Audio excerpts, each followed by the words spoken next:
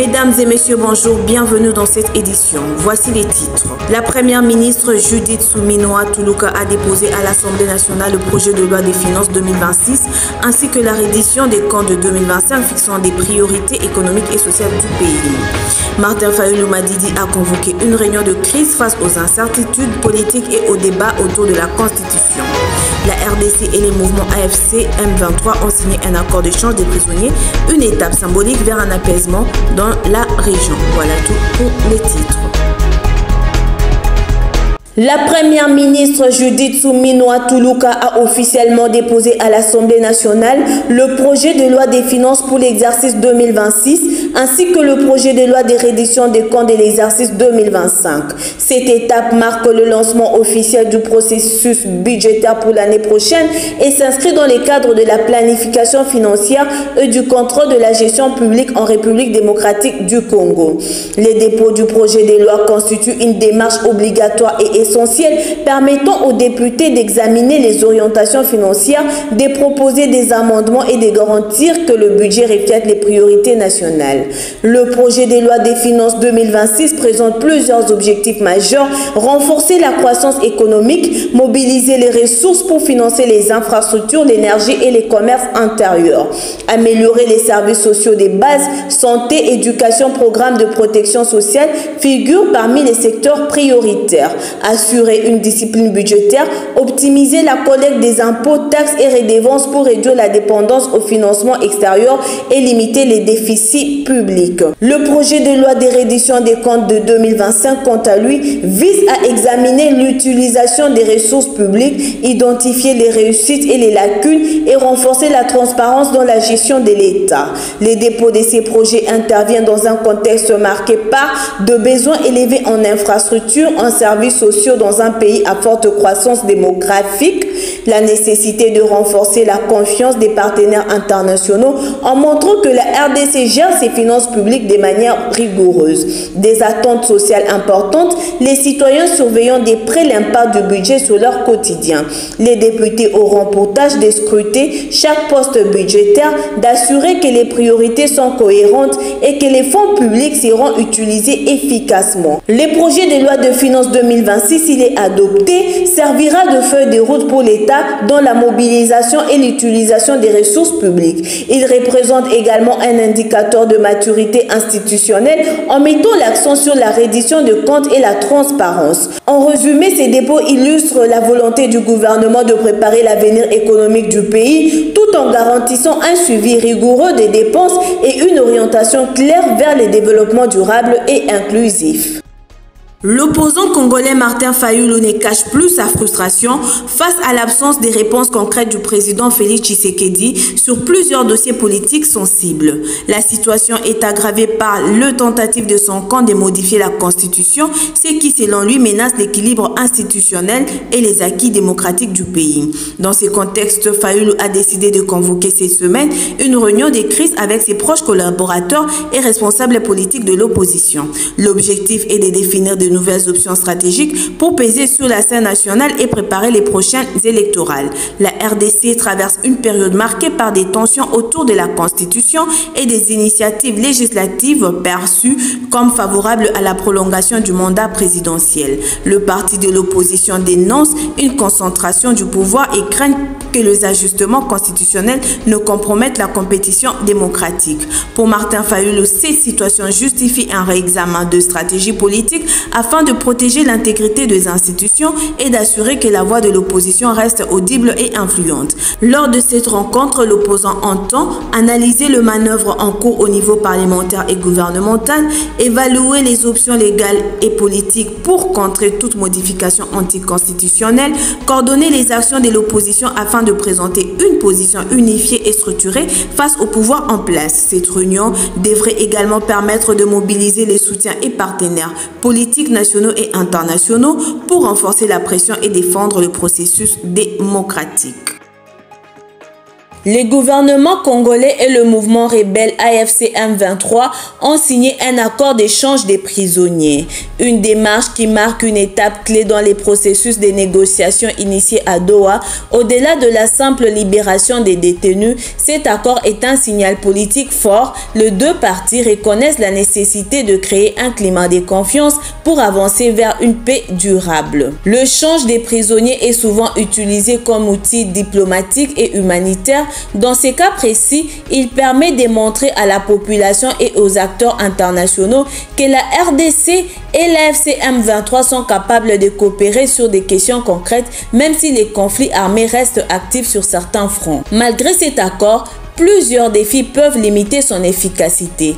Conflits locaux persistants, méfiance mutuelle, pression interne et politique. L'accord d'échange des prisonniers est une étape positive mais partielle. Il peut servir de catalyseur pour la stabilisation progressive des zones affectées par les conflits, la poursuite des négociations pour un accord de paix plus global, la réconciliation entre communautés affectées par des années de violence et des déplacements. Cependant, le succès dépendra de la mise en œuvre concrète de l'accord et de la capacité de parties à prolonger la coopération au-delà de la simple libération des prisonniers. Sans suivi rigoureux et engagement sincère, cet accord risque de rester symbole plutôt que transformateur. En Ituri, les autorités provinciales viennent de lancer une démarche visant à contrôler les paiements des droits, taxes et redevances dus par les exploitants miniers. Cette mesure, présentée comme une priorité, poursuit un double objectif: assurer une meilleure mobilisation des recettes publiques et réorganiser un secteur minier marqué par de graves irrégularités. Selon les autorités, l'enjeu n'est pas seulement fiscal, il s'agit aussi de mettre fin à l'anarchie qui caractérise une exploitation souvent dominée par l'informel et de garantir que les retombées minières profitent réellement à la province et à l'État. L'Ituri, riche en or et autres minéraux stratégiques, est depuis des décennies le théâtre d'une exploitation minière complexe mêlant sociétés industrielles, coopératives artisanales et réseaux informels. La nouvelle démarche de contrôle vise à assainir la gouvernance minière. Elle doit permettre de vérifier la conformité des exploitants vis-à-vis de leurs obligations fiscales, de sécuriser les recettes publiques indispensables pour financer les infrastructures et les services sociaux des bases, de lutter contre la fraude et la corruption qui fragilisent l'économie locale et nourrissent les tensions communautaires. En introduisant ces contrôles, l'État entend envoyer un signal clair: l'exploitation minière ne peut être plus un espace d'impunité fiscale. Du 16 au 21 septembre 2025, la République démocratique du Congo célèbre la semaine Justice et Paix en marge de la Journée internationale de la paix, organisée chaque année le 21 septembre par les Nations Unies. L'événement, organisé principalement à Kinshasa, a été lancé par la Commission épiscopale Justice et Paix, un organe de l'Église catholique en RDC, avec les soutiens de partenaires locaux engagés dans la promotion de la paix et de la justice. Cette semaine spéciale vise à sensibiliser la population à l'importance du respect des droits humains, de la justice équitable et de la prévention des conflits dans un contexte national marqué par de tensions locales et des défis sécuritaires persistants. La semaine Justice-Paix poursuit plusieurs objectifs stratégiques: promouvoir la culture de la paix, renforcer la justice sociale, sensibiliser et former. La semaine est marquée par plusieurs activités, conférences et ateliers, présentation de projets locaux, campagne de sensibilisation. La semaine Justice et Paix se veut une plateforme de dialogue et d'éducation civique. Elle cherche à renforcer la cohésion nationale, encourager l'engagement de jeunes comme acteurs de changement et promoteurs de la paix dans leur environnement, favoriser les initiatives locales pour inspirer d'autres régions à reproduire ces actions. En alignant cette semaine avec la Journée internationale de la paix, la RDC envoie un signal fort à la communauté nationale et internationale. La consolidation de la paix et de la justice reste une priorité et la population doit être au centre de ces processus. En résumé, la semaine Justice et Paix constitue une opportunité concrète pour renforcer la culture de la paix, promouvoir la justice sociale et engager les citoyens dans un dialogue durable, offrant un cadre structuré pour que les valeurs coexistantes pacifiques s'enracinent dans les quotidiens de Congolais.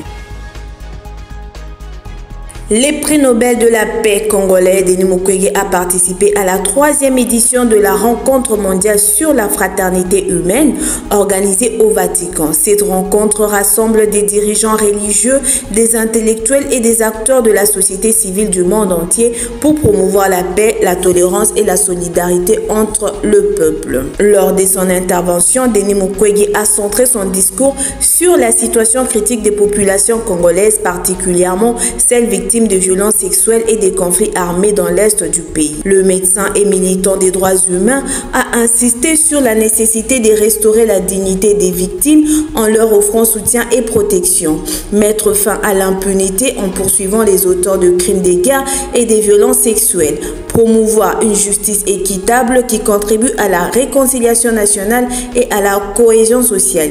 Mukwege a rappelé que la paix durable ne peut être atteinte sans reconnaissance des souffrances passées et engagement international pour la protection des civils. Au-delà des contextes congolais, son intervention a mis en avant le valeur universelle de fraternité et de solidarité. Il a appelé la communauté internationale à soutenir les efforts de reconstruction sociale et morale dans les régions affectées par le conflit, en particulier celles marquées par des violences répétées contre les femmes et les enfants. Son plaidoyer a été salué comme un appel puissant à la conscience collective, rappelant que la paix ne peut se limiter à l'absence de guerre. Elle passe par la justice, la dignité et la réparation pour ceux qui ont été martyrisés.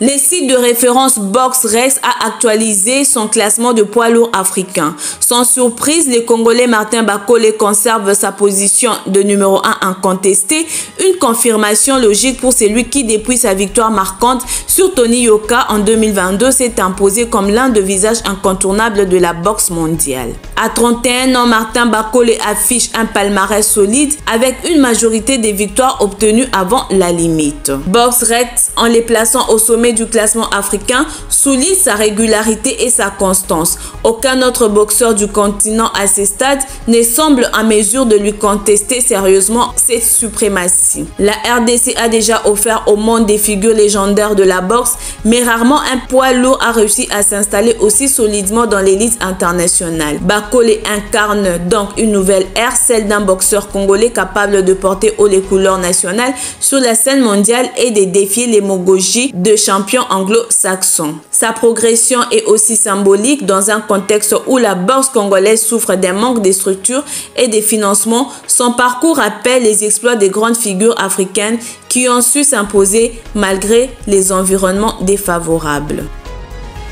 Voilà pour les informations essentielles de cette édition. Merci de votre attention et surtout, restez connectés sur nos plateformes, likez, partagez pour nous encourager. Au revoir.